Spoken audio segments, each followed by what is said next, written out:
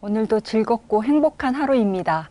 자, 우리 조경 계획에 대한 수업을 오늘 진행하려고 합니다.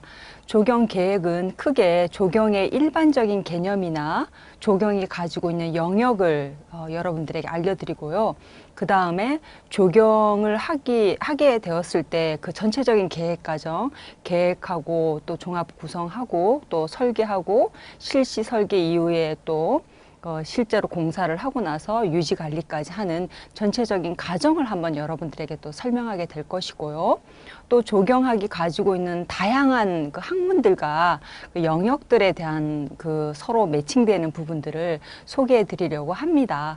또 이제 오늘 수업에서는 다루지 않지만 조경 계획이라는 교과목은 사실 그 조경 그 기사 시험 내에 많이 다루어지는 과목이라고 할 수가 있고요.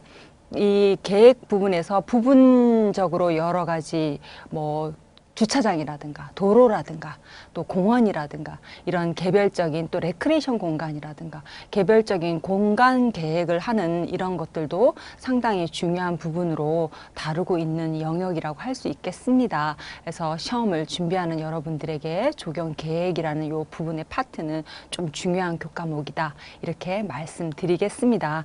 네, 조경 계획의 부분에 있어서 우리가 조경을 어떻게 정의할 것인가, 이미 저보다도 더 많은 그 생각을 가지고 또 개념 정리가 되어진 분도 있지 않을까라는 생각이 들어요. 네, 조경이라는 건 조자와 이제 경자가 합쳐진 단어라는 걸 알 수 있습니다. 그래서 이 지을 조자는 create라는 단어, 보통 우리가 making이라는 단어도 있는데 create라는 단어를 더 선호합니다.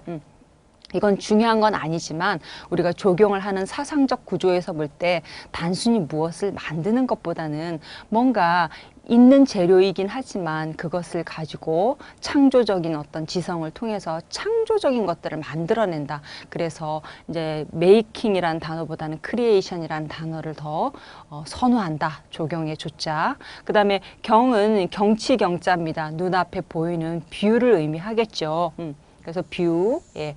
그래서 조경, 이렇게 우리가 표현할 수 있겠습니다. 그래서 단순히 그냥 언어적인, 우리가 한자의 그 근간을 둔 언어이다 보니까 한자 언어적인 근간을 가지고 조경을 얘기하면 아름다운 경치를 만든다, 창조한다, 이렇게 이제 볼거리를 창조해낸다. 그리고 경치라는 이거 안에는 자연을 가장 중심으로 하는 어떤 것이기 때문에 자연을 통한 아름다운 경치를 끌어낸다, 만들어낸다, 창조해낸다, 이렇게 볼 수 있는 것 같아요. 이게 이제 본래적인 조경의 그냥 단어적, 본래적 어휘라면 우리가 조경을 어떻게 정의할지는 잠깐 뒤에 가겠어요. 그 전에 이제 조경이라고, 우리나라는 조경 그러면 조경학 이렇게 이제 표현을 하지 않습니까? 근데 일본에서는 조원학이라는 이 원자를 씁니다. 원자는 우리가 울타리를 친다 할 때 그런 단어예요. 울타리. 그래서 호르투스라는 단어로도 쓰고, 호르투스, 혹시 뭐 우리 호르투스 얘기 잠깐 생각나는지 모르겠지만 중세 성관 조경에서 그 호르투스, 경계를 두르다, 이런 말에서 원의 호르티컬처라는 단어가 나왔다. 뭐 그러니까 성관 내에 있는 어떤 재배, 이래서 호르투스, 그다음에 컬처, 이렇게 해서 호르티컬처 이렇게 되고, 성간 바깥에서 어떤 재배가 이루어진다 할 때는 에그리컬처, 이런 이제 단어도 우리가 이야기를 했던 기억이 나요. 그래서 조원학이라는 단어는 어떻게 보면은 조경이라는 단어보다는 조금 더 구체적인 의미가 있지 않을까, 이렇게 생각을 해볼 수 있고요. 그 다음에 중국이나 북한은 원림학, 울타리를 두르는 뭐 이렇게 하단, 뭐 또 원예, 이런 거 함께 우리가 숲을 이루는 림자를 써서 원림학이라는 단어를 쓰고 있습니다. 그 다음에 우리나라는 조경학이라는 단어를 쓴다 그랬고, 우리나라의 이 조경학이라는 단어의 원적인 그 근간을 보자면 독일은 랜드, 좀 이렇게 잘라보세요. 랜드, 샤프트, 게슈탈퉁 이렇게 되어 있는데, 랜드는 란트, 이제 독일어는 란트라고 발음하겠죠. 란트샤프트, 게슈탈퉁이라고 되어 있는데, 뭐 이렇게 샤프트, 란트샤프트 자체가 어떻게 보면은 이제 뭘 이렇게 땅을 갖다가 뭐 한다, 땅을 어떻게 다듬는다, 뭐 땅하고 관련이 있는 단어고, 게슈탈팅은 뭘 세운다 이런 뜻이에요.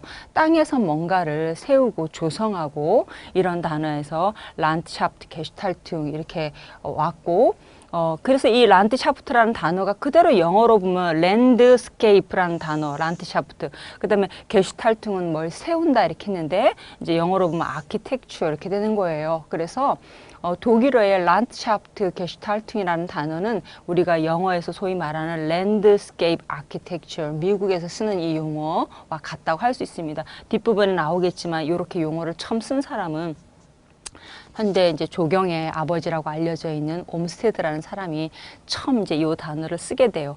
영국은 이제 가드닝이라는 단어를 계속 고집하고 있습니다. 이게 영국의 고집인데요. 그래서 오늘날 보면은 우리가 한동안 뭐 몇 년 전만 해도 랜드스케이프라는 단어가 훨씬 더 범위가 크고 그 조경을 잘 말해주는 것처럼 이제 스케일적인 측면에서 이야기를 많이 했었는데, 요 최근에는 또 영국이 묵묵히 지켜온 이 보수적이고도 우직한 가든이라는 단어를 요즘은 조경을 랜드스케이프라는 어떤 범위 내에서 많은 조경가들이나 조경업을 하시는 분들이 접근하는 것이 아니라 가드닝이라는 영역으로 오히려 접근하기를 더 좋아합니다. 그래서 우리나라 국가에서도 순천만에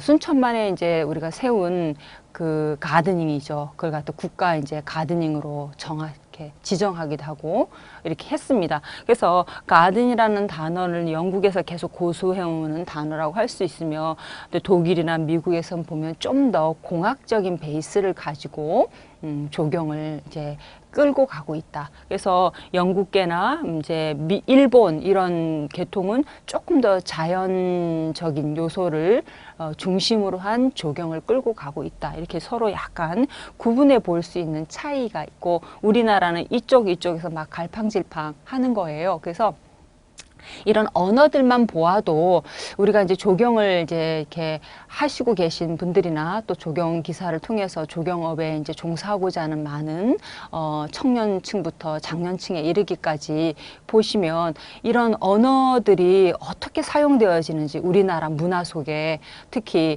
이걸 잘 이렇게 읽으시면 조경의 그 흐름을 읽을 수 있어요. 한동안 조경이라는 단어 영역 안에 뭐 도시농업이라는 단어가 굉장히 많이 활발하게 진행되었고, 그래서 많은 조경하시는 분들이 또 도시농업이라는 영역 안에서 조경을 하는 그런 일도 많이 있었습니다. 한 몇 년, 올해도 그렇죠. 몇 년 전 계속 그랬고.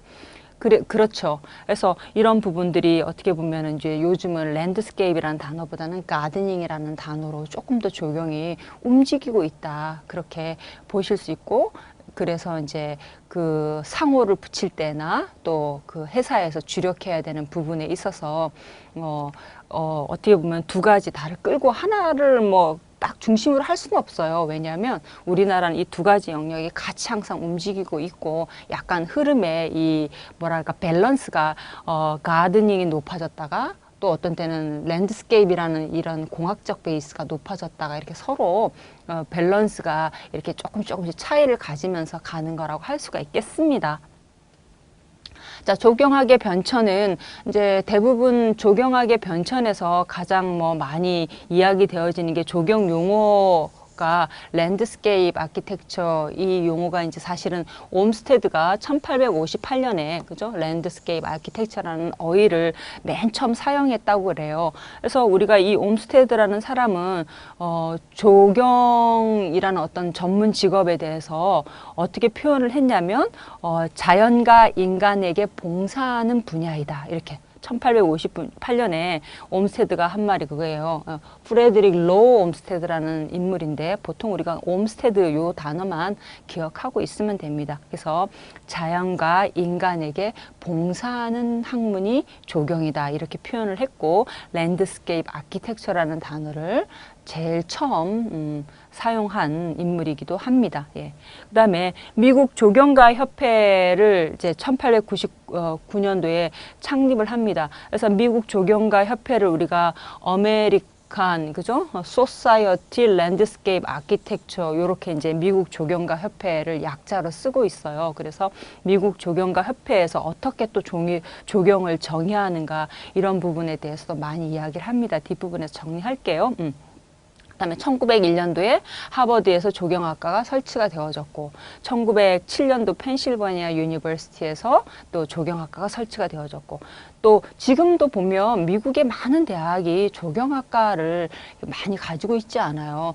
오히려 우리 한국의 대부분의 그 뭐랄까 대학에서, 그죠? 대학에서 4년제 대학에서 조경학과를 다 개설했던 거와는 상당히 비교가 되고 있고, 요즘은 이제 조경학과가 다시 살짝 뭐 원예라든가 또 다른 뭐 생태학이라든가 환경학이라든가 또 많은 분야로 또 흩어지고 있는 상황이기도 합니다. 그렇죠. 이제 미국 국가 조직 중 도시 계획에서 분리가 되어지는 그 얘기는 뭐냐면 조경이 굉장히 품이 커졌다, 그런 이야기죠. 그리고 70년대에 이르러서 조경이라는 용어가 굉장히 활발하게 사용되어졌고, 우리나라도 이제 이때쯤 되면 우리나라 조경도 이제 조금씩 이렇게 도입을 하면서 이렇게 점차 발전해 가는 그런 시기라고 할 수 있습니다. 1973년도에 서울대 영남대에 처음으로 조경학과가 신설이 되어졌고, 그때 이후로 이제 80년대에 들어와서 이제 고려대학교에도 조경학과가 사실은 원예학과 내에 있다가 새로운 이제 학과로 이제 80년대 후반에 이제 떨어져 나가고, 이렇게 하면서 조경학이라는 학문이 조금 더 뚜렷해지는 그런 시기를 70년대 이후부터 맞게 된다, 이렇게 볼 수가 있죠. 자, 앞서 프레드릭 로 올스테드는 조경이라는 전문 직업은 자연과 인간에게 봉사하는 학문이다, 이렇게 분야이다, 이렇게 이야기를 했습니다. 그래서 1858년도에 처음으로 랜드스케이프 아키텍처라고 쓰는 게 낫겠죠. 아키텍처, 예, 랜드스케이프 아키텍처라는 단어를 제일 먼저 사용했고, 아키텍트, 뭐 아키텍처 다 상관없습니다. 이 단어를 어쨌든간 사용했다, 이렇게 볼 수가 있고요. 또 미국 조경가 협회에서 는 우리가 두 가지를 이야기해야 되는데, 초창기가 있고 1909년도 초창기, 그 다음에 미국 조경가협회에서 1975년도 우리가 랜드스케이프 아키텍처 조경이라는 단어를 이제 적극적으로 사용하는 시대라고 얘기를 했어요. 그래서 요 1909년에 미국 조경가 협회에서 단순히 조경이라는 단어는 인간의 이용과 즐거움을 위하여 토지를 다루는 기술, 예, 토지를 다루는 기술이다, 이렇게 얘기를 했고, 그 목표는 인간의 이용과 즐거움이 목표였어요. 그러니까 뭐냐면 극히 인간 중심적인, 그죠? 사람 중심적인 이런 색채가 굉장히 강한 걸 알 수가 있습니다. 그냥 인간을 위해서 이렇게 만들어진다, 이렇게 되었는데, 75년도에 가면 조금 변화가 있어요. 실용성과, 여기는 인간을 위하여, 그죠? 인간의 이용과 즐거움을 위하여 토지를 다룬다, 이렇게 되어 있고, 여기는 이제 조금 뭐 용어를 조금 더 구체화해서 실용성과 즐거움을 줄 수 있는 환경 조성의 목표가 있다. 환경. 예. 그래서 그 전에는 인간의 즐거움을 위해서 조경이 존재하는 것으로 1909년도에 정의를 했다면, 미국 조경가 협회에서 75년도에 이제 이후에는 환경이라는 그 키워드에 굉장히 강한 이제 인식을 하게 되죠. 그래서 환경을 조성하는 데 목표를 둔다, 이렇게 이야기를 했고, 또 하나는 여기가 이제 인간이 키워드라면, 두 번째는 뭐냐면 키워드가 자원의 보존과 효율적인 관리를 도모한다. 그래서 우리 주변에 있는 자연 자원을 함부로 막 개발하는 것이 아니라 보존하고, 자원을 보존하고 또 보호하고 효율적으로 관리하고, 어쨌든 자원 보존이 상당히 중요한 키워드로 떠오르고 있고, 그 다음에 조경이라는 학문이 단순히 토지, 자연, 뭐 식물 이런 데 국한되어지지 않고, 조경이라는 학문을 문화라든가 과학이라든가, 이거를 제가 왜 장황하게 여러분에게 말씀드리냐면, 조경학이라는 이제 영역 자체가 얼마만큼 다른 학문과 밀접하게 관련이 있는가. 하다못해 어떤 것을 조경을 계획할 때, 뭐 도시공원을 계획하든 소공원을 계획할 때 거기에 어떤 조경을 넣을 것인가 생각을 해본다면 단순히 땅을 갈아엎고 예쁘게 만든다? 이렇게 해서 되어지는 건 조경이 아니에요. 그거는 뭐 1909년도의 이야기고 70년대 이후에는 어떻게 건설을 해야 되는, 계획해야 되는 조경 어떤 그 토지가 있으면 그 토지를, 환경을 그대로 또 잘 보존하면서, 예, 거기 또 좋은 환경이 있으면 그는 버리지 않고 그 환경은 그대로 유지시키면서 또 그 토지 안에 공원을 넣을 때 많은 스토리, 문화, 이런 것들을 넣어야 되고 또 요즘은 또 교육이나 이런 거에 관심이 많기 때문에 단순히 공원이지만 공원 안에 어떤 과학적인 거라든가 교육적인 그런 어떤 요소들이 들어가 있는가 이런 것도 보아야 되고 상당히 많은 부분들이 이제 할애가 되어지는 거죠. 그래서 문화적, 과학적 어떤 지식을 가지고 설계를 해야 된다 이런 얘기예요. 그리고 이제 계획하고 관리하고 그래서 이제 결국에는 뭐냐면 이제 여기에 이제 플러스 우리가 알고 있는 인공적인 것들, 예, 그냥 순순히 뭐 자연만 갖고 할 수 없으니까. 그래서 1909년도는 거의 인공적인 의미로서 인간을 위한 어떤 그것이 궁극적인 목적이었다면, 이게 이제 75년도에는 환경 조성, 자원 보존, 뭐 또 문화 과학적인 이런 기술들을 다 버무린 계획과 설계와 시공이 이루어진다. 그리고 이제 인공적인 것들을 함께 포함한다. 이렇게 이게 이제 1975년도에 미국 조경가 협회에서 발전되어진 조경을 정의하게 되어진 거죠. 그래서 우리나라 같은 경우에도 이제 한국건설업법 시행령을 이제 갖게 되면서 경관을 조성하는 예술이다 이렇게 얘기했고, 요 미국에서 말한 요 조경가 협회에서 이야기한 거의 그대로를 가지고 와서 인간이 이용하는 모든 옥외 공간, 토지 이런 것들을 개발하고 창조하고 그다음에 또 기능적이고 경제적이며 시각적인 환경을 조성하고 보존하는 생태적인 예술성을 띤 생태적 예술성을 띤 종합과학예술이다 이렇게 해서 생태적 예술성을 띤 종합과학 이렇게 이제 종합과학이라는 말을 하게 되죠. 그래서 조경 안에는 식물학, 뭐 공학, 토목학, 뭐 응용, 뭐 물리, 뭐 화학, 뭐 토양을 다루려면 또 화학을 해야 되고 또 미학이라든가 모든 것들이 다 들어가는 학문입니다. 그래서 종합과학예술이다 이렇게 이야기를 하게 되었고, 그리고 이제 기타 보면 뭐 토지를 미적 경제적으로 조성하는 데 필요한 기술, 예술이 종합된 실천과학 뭐 이렇게 다양하게 여러분 교재에도 이제 표현이 되어 있을 것이니까. 어쨌든 중요한 건 뭐냐면 이제 미국 조경가 협회나 우리나라가 전체적으로 보는 조경의 의미는 상당히 인간 중심에서 환경과 생태와 자연과 또 그 안에 뭐 그러한 것들 다루어가는 다양한 학문들이 서로 맞물려 있다라는 걸 이야기해 주죠. 자, 롤이라는 사람은 이제 조경가의 세 가지 역할 이렇게 이제 이야기를 했어요. 마이클 M이니까 마이클 롤이라는 사람인데요. 예, 그래서 마이클 롤이가 얘기한 이제 그 조경가의 세 가지 역할은 조경을 계획하고 평가한다. 이제 1단계죠. 그 다음에 2단계는 단지를 계획한다. 세 번째는 조경을 설계한다. 어떻게 보면 이제 조경가의 역할인데 이제 단계별로. 마이클 롤이가 단계별 이렇게 이제 정리를 한 거죠. 조경을 계획하고 단지를 계획하고 조경을 설계하고 이렇게 해서 그래서 이렇게 이제 표현을 했고, 그다음에 설계한다라는 말하고 예술이라는 말하고 사실은 이제 그 설계는 상당히 그 창작적이고 예술적인 학문이에요. 그러나 이제 설계는 이용자 만족과 실행되어야 할 의미, 최저간 이런 것들을 이야기한다면 예술은 자기 만족이죠. 자기 만족, 표현 그 자체가 의미가 있다. 이런 것들이 살짝 이제 다른 걸 알 수가 있습니다. 물론 기본적으로 다르지만, 예. 그래서 설계가가 너무 자기 예술에 만족을 표현하는 쪽으로 설계를 해버리면 그 또한 문제가 있겠다라는 얘기지요.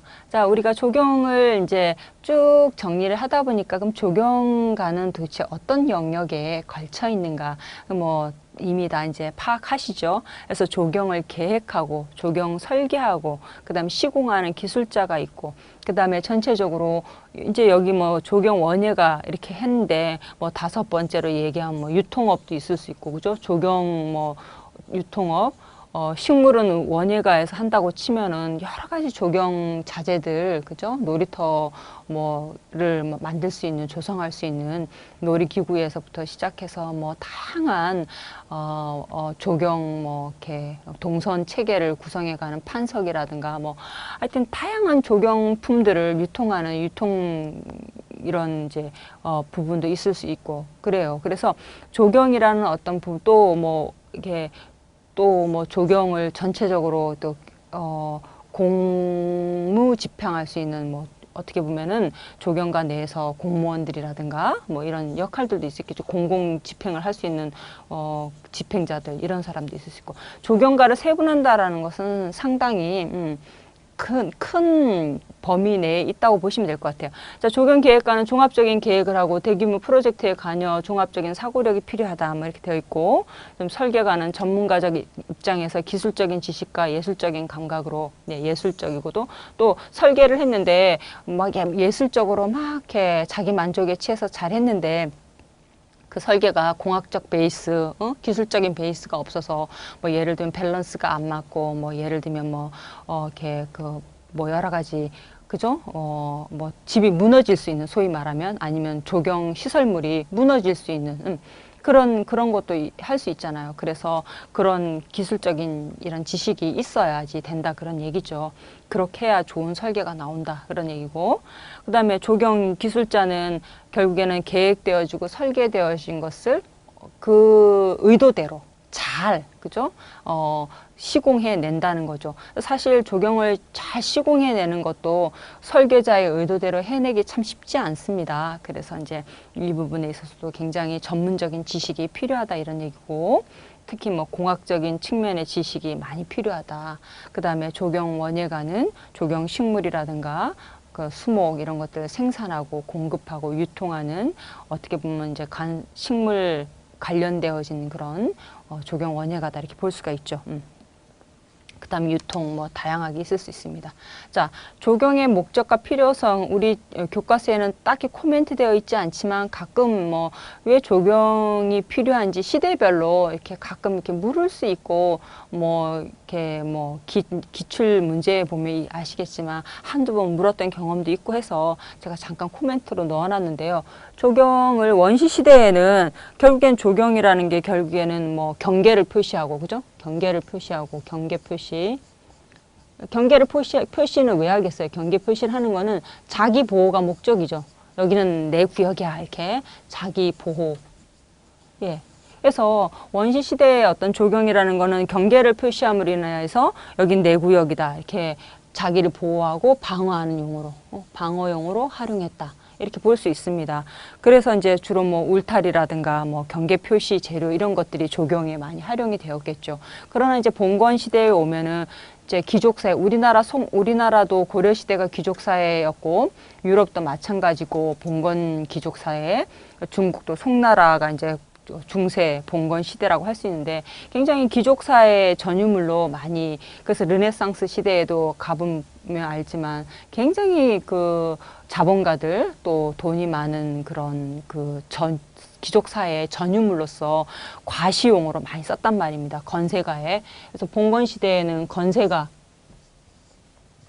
건세가는 뭐 자본주의도 있을 수 있고 자본가도 있을 수 있고 정치 이런 뭐 왕들 뭐 다 되겠죠. 건세가의 호화로움이라든가 뭐 사치 이런 것들의 대변으로서 위세를 자랑하는데 조경을 많이 활용을 했습니다. 그래서 주로 이제 사용하는 건 보면 서양에서는 뭐 굉장히 권위적인 그래서 기하학적인 그리고 평면 기하학적인 이렇게 좌우 대칭 이런 것들이 굉장히 권위를 나타내는 조경이에요. 그래서 그런 걸 많이 활용을 했고 동양에서 보면은 좀 진기한 거라 기하 요초라든가 뭐 괴석이라든가 이런 거 있잖아요. 이런 걸 많이 활용을 해서 남들은 가지지 못한 것을 가지고 있다. 뭐 이렇게 수집을 하고 이런 것들이 봉건사대 사회의 특징이고 그런데 이제 어쨌든 이런 봉건 시대는 이런 것들이 이제 조경을 발전시키는데 굉장히 큰 공헌을 했겠죠. 현대 사회에 이르면 우리가 이제 개인 조경이라든가 공공 조경이라든가 영국, 미국에서 많이 생겨나고 이제 공원, 파크라는 게 처음 이제 현대 사회 근대 파크가 처음 이제 생겨나죠. 예. 그래서 원래 뭐 파크라는 단어는 서부 아시아 수렵원의 PARC, 파크에서 그 언어의 근간을 이룬다 이렇게 얘기하는데, 어쨌든 공공공원인 파크, 퍼블릭 가든이 이제 형성이 된다든가, 또 많은 그 체육 행사가 이루어지면서 스타디움, 운동장 같은 것들이 많이 만들어지고, 또 뭐 광장이라든가 뭐 녹지대, 도로 이런 것들이 현대 사회의 조경에 많이 이제 도입이 되어졌죠. 그래서 조경의 어떤 필요성이라고 한다면 일반 대중이나 국민을 위한, 그죠? 목적과 그 필요가 더 강해졌다 이렇게 볼 수 있겠습니다.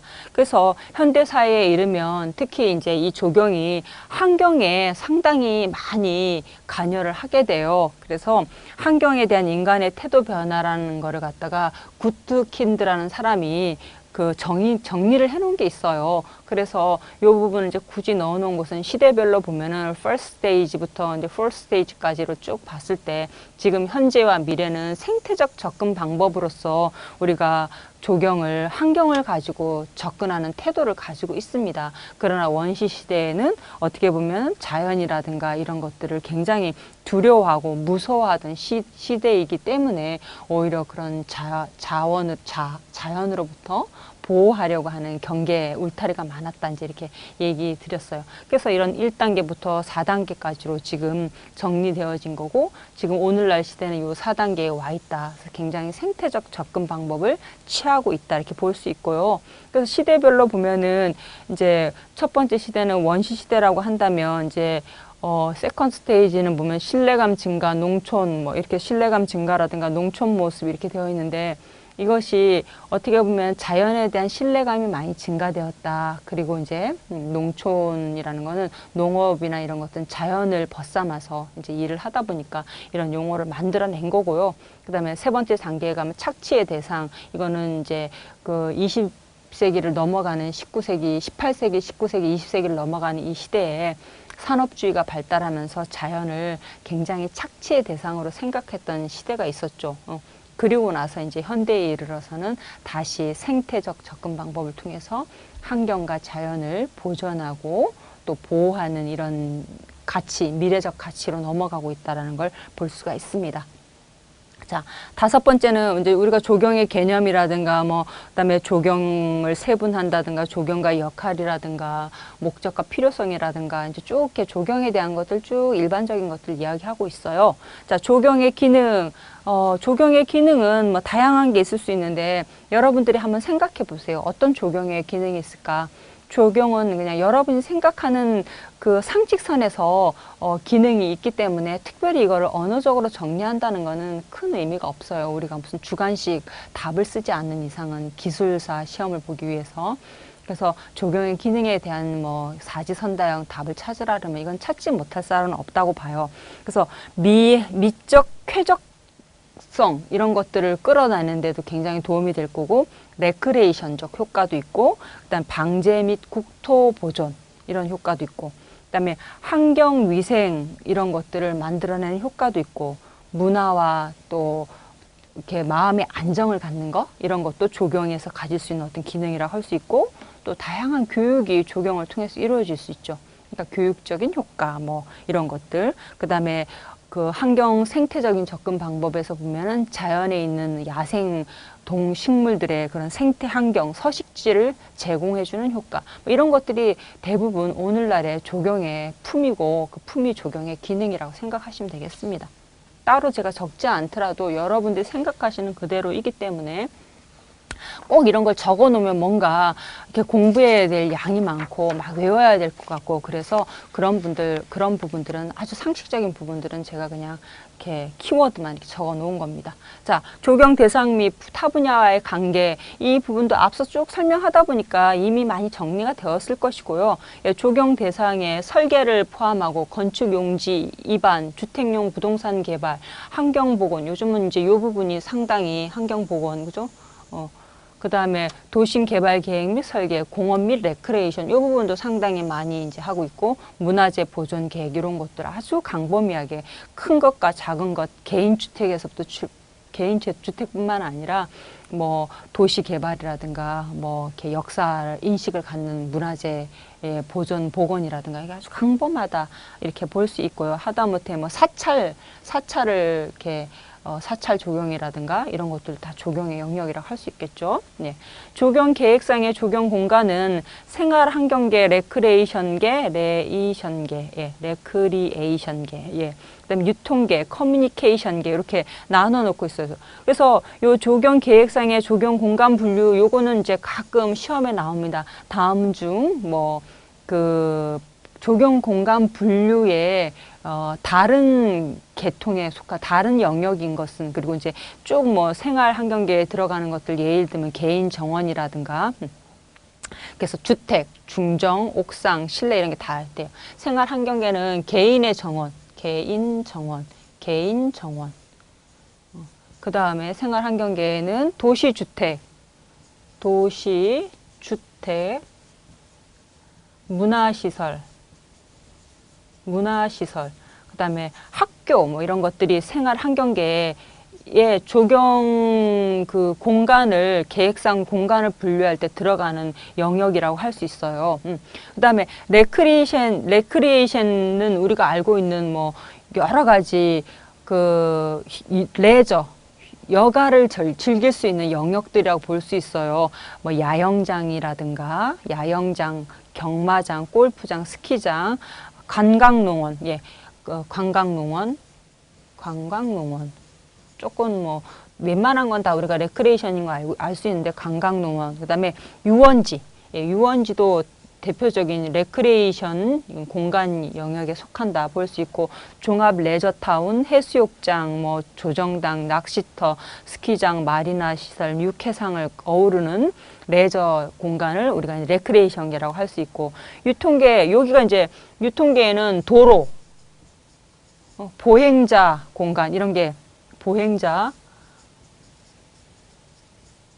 공간, 유통 커뮤니케이션계 도로와 보행자 공간이 속한다 이런 얘기예요. 그래서 뭐 어렵지는 않지만 공간을 분류할 때 이렇게 쭉 나열해놓고 다음 중 예를 들면 유통 커뮤니케이션계로서 조경 공간을 분류하면, 그럼 도로나 보행자 공간이 답이 있으면 그걸 답으로 찾는다 이런 이야기예요.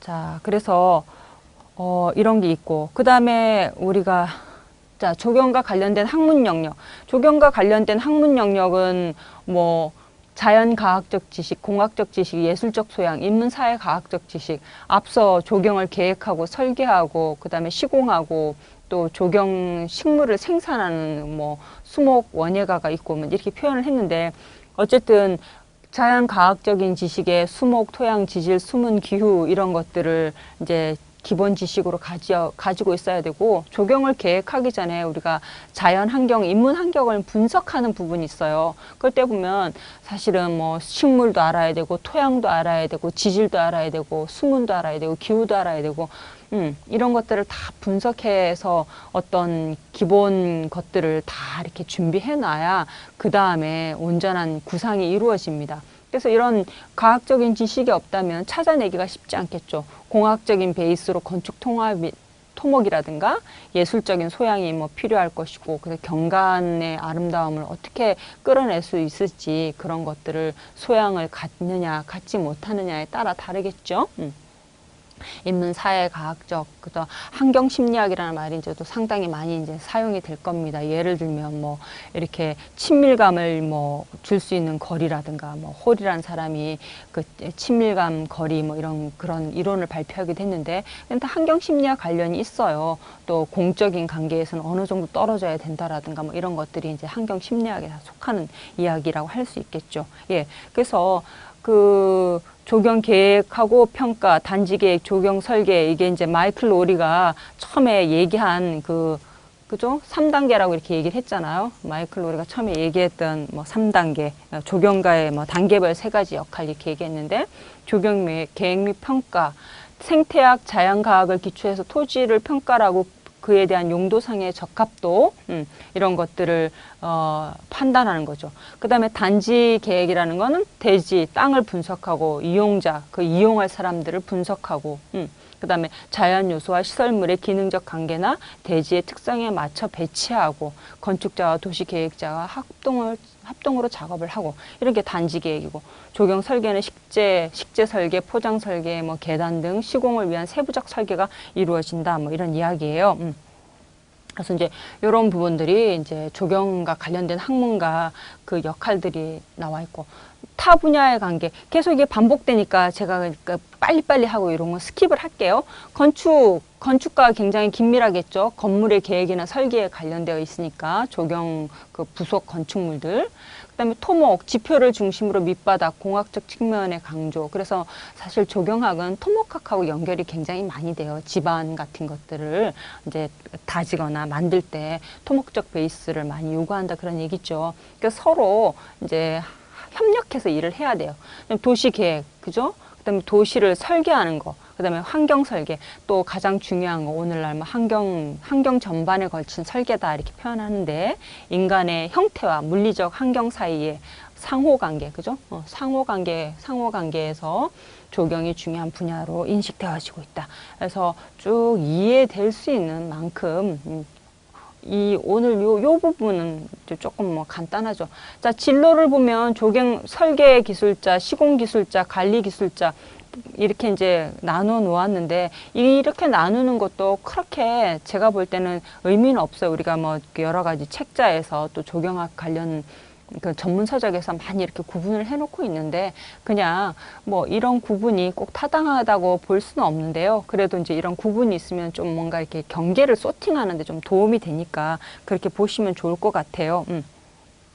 그래서 조경 설계는 그 도면, 그래서 우리가 도면을 그리는 것도 하게 되고 캐드라는 이게 그 캐드 작업도 해야 되는 거죠. 컴퓨터로 하는. 그다음에 기본 계획을 수립하고 디자인을 하고 스케치하고 또 물량을 산출하는 이런 그러니까 적산이라든가 이런 것들, 시공 감리. 이게 조경 설계 기술자들이 하는 거고 이런 영역에 조금 이렇게 재주가 있다. 그러면 이렇게 전문 조경 회사라든가 설계사무소, 건축사무소에 이제 진로가 있다고 보겠습니다. 또 시공기술자는 실제로 이제 시공을 토목적 베이스를 근간으로 한, 공학적 베이스를 근간으로 한 좀 공사 시공에 조금 적합하다. 그러면 공사 업무라든가 근데 그 공사에는 조경 시설물에서부터 식재 공사에 이르기까지 다 연결이 되고 식재 전문 회사라든가 시설물 전문 회사라든가 또 종합 건축 건설 기반을 둔 그런 회사의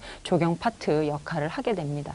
그다음에 조경 관리 기술자는 주로 조경의 이제 시설물도 다 그 시설 연안들이 있어요. 뭐 아스팔트라든가 뭐 방분목이라든가 철제라든가 다 그 눈에 보이는 수목은 뭐 병들어서 뭐 이렇게 문제가 되지만 그 외에도 우리가 다 그 시설 연안이라는 게 있기 때문에 방분목 같은 경우에는 계속 뭐 1년에 한 번씩 또 몇 년에 한 번씩 계속 그런 게 썩지 않도록 해야 되죠. 방청 작업도 해야 되고.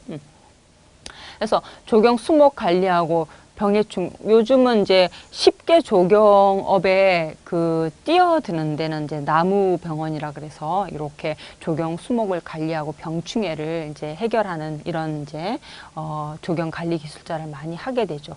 그리고 뿐만 아니라 조경 수목을 이제 생산하는 농가라든가 뭐 또 뭐 골프장 관리라든가 녹지 관련 공무원이라든가 이런 영역들이 해당이 되겠습니다. 예.